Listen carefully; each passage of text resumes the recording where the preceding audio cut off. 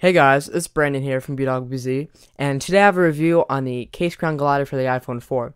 Now this is a case I've grown very fond of over the past 3 months. It's definitely made my way in my top 5 cases. So let's go ahead and jump into the overview of this case. Now at the top here you do have cutouts for both your headphone jack and your sleep awake button, as well as a small cutout for a lanyard. I haven't seen a lot of cases that incorporated that feature, so it's nice that they included that. On the bottom here, you have a cutout for your dock connector and your speakers. Haven't had any problems with the cutout not working with my cable. On the side here, you do have a cutout for your vibrate switch and your volume buttons. And then you do have a nice lay on the table design.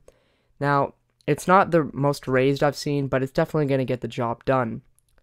Now, probably the main feature of the case is the slider part. Basically, it has two parts to the case. One of them pulls off so you can easily dock your phone, and then within the case there's actually felt lining, so that's going to do one of two things. One, it's going to prevent your phone from scratching while it's in the case, and two, it's going to definitely absorb a lot of the shock if you do indeed drop your phone. Now it's also incorporated on the bottom part of the case. So let's just go ahead and jump into the pros about this case. The first thing I really like is the slim profile of this case. Definitely doesn't take away from the design of the iPhone 4. Now the second thing I like is the felt lining within the case. It adds very nice protection overall. The third thing I like is the rubberish or marshmallow feeling of the case. It definitely gives you a nice grip on the phone so it's going to minimize the number of times you actually drop your phone.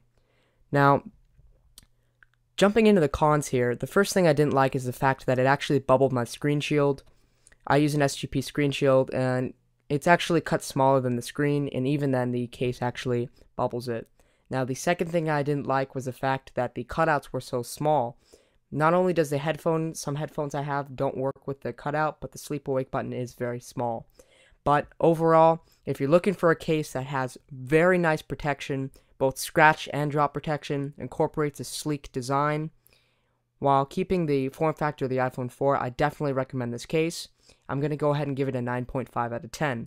If you like this review, I'd really appreciate it if you subscribe. Otherwise, you can follow me on Twitter at twitter.com/bdog_bz, and I appreciate you viewing this video.